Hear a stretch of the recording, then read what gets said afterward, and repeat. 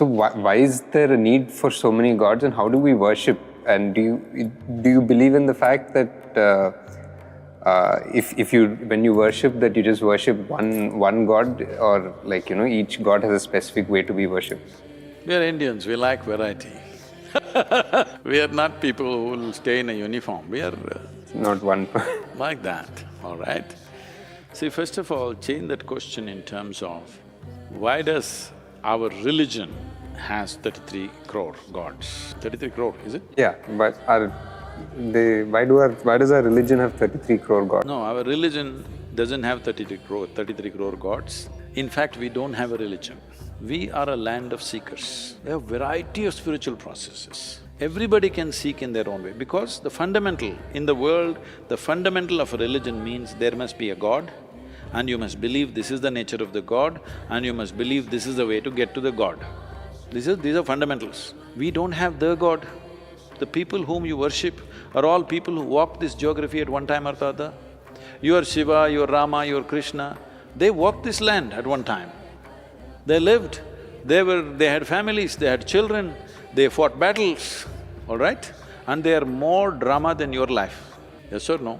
Much more drama than your life, much more turmoil than your life. But because of the way they lived, the way they conducted their life, one thing is their full-fledged life, and no matter what kind of drama happened to them, they conducted themselves in an equanimous way, being above the drama. Because they were above the drama, we call them a director, I'm sorry. We call them we call them a divine being. All the others were in the drama, caught in the drama. But even though they're active participants in the drama, they stayed above the drama. In a way, people are claiming God is the director of life, isn't it? Hello? And we're all the actors. We don't know about that. I leave that to you. But essentially, when we said 33 crore gods, we said that only when our population was 33 crore. Today, we have 125 crore gods. Actually, we should have, but we become little shy because of outside people making you feel like a fool. Oh, we have only one god, you all have a zoo full of gods. We're feeling shy. But no, this is a fantastic thing. One thing is, we said 33 crore gods because we recognized every human being as a divine entity. This is why you go to the temple, what do? You do hi? What do? We pray, yeah. Well, what do? You do this. If you see a man in the street, what do? Do this. If you see a woman, what do? You do this. Even a cow, an animal, if you see a tree, a rock, if you see, what do? You do this. Because we recognized there is nothing here happening without the source of creation in some way functioning within that. So, we are trying to recognize that. When the population was 33 crores, we said we have 33 crore gods and goddesses. Today it must be 125 crores. Not just 125 crores, it must be 7.6 billion gods and goddesses. And why are we leaving out the other creatures? Any number, trillions of gods and goddesses. Because you recognize the source of creation is definitely throbbing in every leaf, in every fruit, in every root, in every insect, worm, animal, everything, including the human being. So this is what the culture is about. Today, somebody misinterprets the whole thing, saying, oh, you have 33 gods, actually there's only one god. How the hell do you know there's only one god? You just believe it, right? But here, we were given the choice to make our own gods, do you understand? There's something called as Ishta Devata, that you can choose the god you want. Isn't it fantastic? Yeah. God is not an imposition on you. You can make this tree your god and every day worship this god. In your garden, if you go and worship your tree, in India, neighbors will not think you're crazy. If you do it in any other country, they'll call the police. Do you know this? I'm not joking. They'll call the police, they will attack you. In some countries, they will attack you, in some countries, they'll call the police. But you go into your garden, there's one rock standing there, one little stone, you go and worship, oh, people will say, oh, he's a devotee. So, is it not important? The important thing is to see the footprint of the divine in every piece of life around you. Right now, because God has been exported to heaven, you can do all the trash here and misinform him about your actions, and then you will go to heaven anyway. Here we are not interested in going to heaven. We know even if we go and sit on God's lap, After a few days, we'll be bored with him. We are smart enough to know that. Hello? Is it not true? Access. People whom you thought are the most fantastic human beings, when you be with them for 3 days, you're bored, you want to go to a cinema, leaving that person there. So even with God, the same thing will happen, even with heaven, the same thing will happen, we know this. Because of this, our highest value became freedom or liberation. The only goal in this culture is mukti, moksha, nirvana. This means you want to become free, because freedom is the ultimate process of life. God is not the ultimate process here. We can create any number of gods, we have no issues. If you need some kind of a support, above all, these gods were created in a certain way. Some of them may be just an emotional expression of people, but a whole lot of them have a scientific basis to it. To access different dimensions of life, we created different kinds of deities. See, a murti, I don't know in Andhra Pradesh if you are still using this word, in Tamil Nadu still, many people call the murti as a yantra. Is it still there in Andhra? Not that I heard of, no. If you see in temples, there will be geometrical drawings to make the deity into a yantra. Yantra means what? A machine. Why do you create a machine? Because right now, why are we using a microphone? To do something. Because to enhance the faculty that we already have. We're able to speak. Suppose we had no speech, would we invent a microphone? Suppose you were made like a tree rooted to one place, would you invent a bicycle? Every machine that we have created is only enhancement of our existing faculties, isn't it? So the deities were also yantras, that means they were machines which will enhance your capability. Well, my life is a living demonstration of that. But if anything in India is a suspect today, for Indians at least. Everybody else looks at us in such great awe. But in India, anything Indian is this thing, because there's a whole segment of media who is committed to beating this nation down. Yes, they're committed for beating this nation down for whatever reasons, I don't want to go into the reasons, but they're doing it continuously.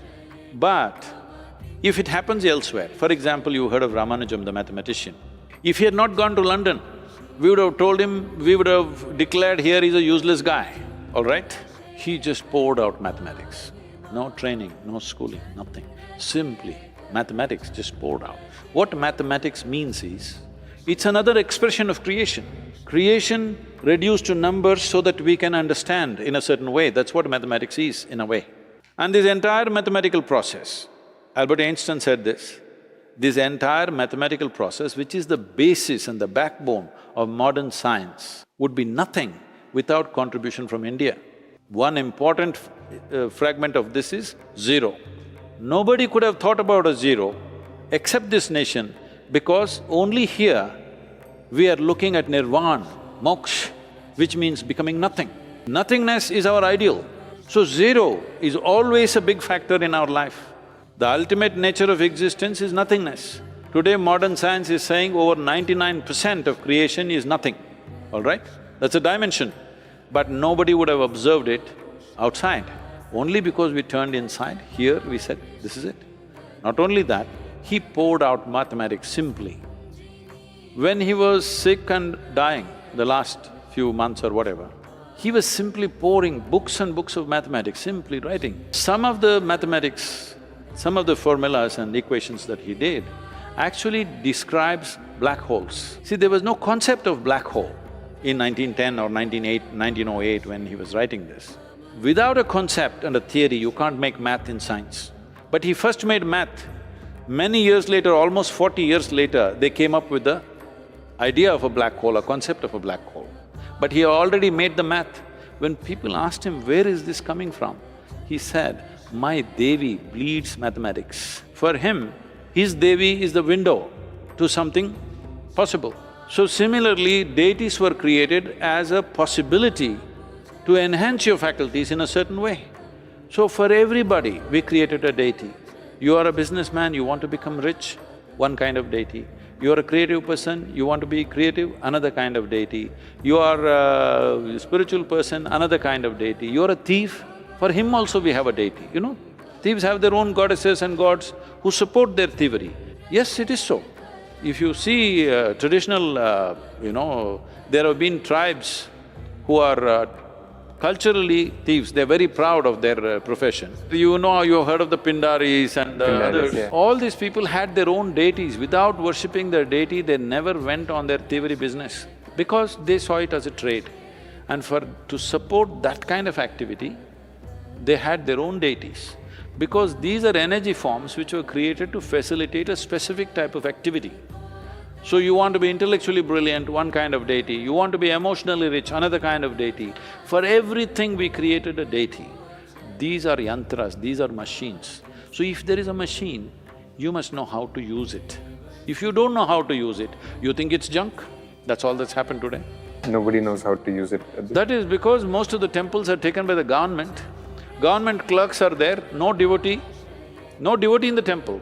Government clerk is running the temple. Some of the police officers in Tamil Nadu are saying, in the media they have said this, that anywhere between 30 to 40% of the main deities in the temples may be sold and fake deities are sitting there. They're saying that, I don't know. Yeah, it's possible. There's some jewelry that's missing, it comes in the paper. Jewelry is gone, land is gone. First of all, devotee is gone.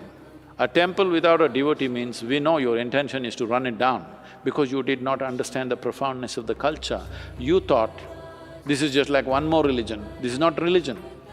This is exploration of human possibility. Sadhguru, there's… at creation there is supposed to be Shiva, Brahma and Vishnu.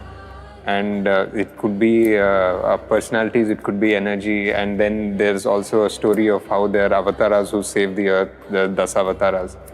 And all of these characters are men, essentially. Is it that for a reason? Does if that idea of a god have a gender? So you're missing the point. There are a whole lot of people in Andhra Pradesh whose name is Sita Rama, Radha Krishna, yes or no? Yes. Why are they putting the woman first and then the man? It should be Krishna Radha. But nobody says that in this culture, we say Radha Krishna. Radha is not even his wife. Yeah. She entered his life at the age of 8, she exited at the age of 16. The major part of his life, she was nowhere there, all right? He never went back and saw her because he got engaged with something else, he migrated, all those things happened to him. But still we say Radha Krishna, not Krishna Radha. We say Sita Rama. What more do you want? No, more on the terms of… No, leave the… See, at least here, women existed. You do one thing, you read regular world history, which is generally all about wars and conquests and this and that. Is there any woman there except to service them sexually around? There were some, women who were carried with the armies. Apart from that, was there any significant woman there playing an important role? No, not… Yes, because the recording of history, unfortunately, is done like this. If you see Ramayana or Mahabharata, women have significant role in the drama. In fact, whole of Mahabharata unfolds because of a woman. Whole of Ramayana unfolds because of Sita, isn't it? It's all about Sita. The wars are about Sita. In Mahabharata, all the wars are about Draupadi, isn't it? So, how can you say they don't have a significant role? When it come to battles, of course, men dominated the battle scene and it should be so. Yeah, I mean, yeah. Look, I wasn't saying about the significance, I was saying about like why does the supreme entity have a gender? See, nobody told you Rama is a supreme entity. Or Vishnu?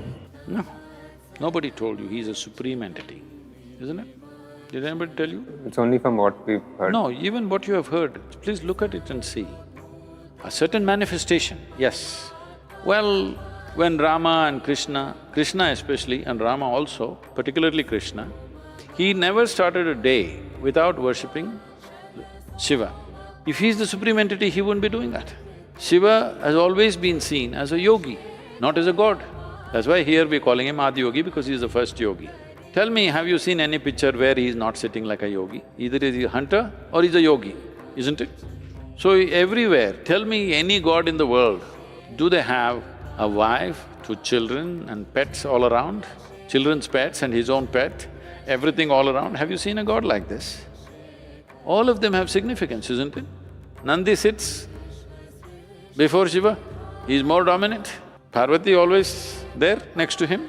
So, this gender discrimination is not even an idea in our mind, you understand? It doesn't exist for us. It is just all this hodgepodge is of more recent origin.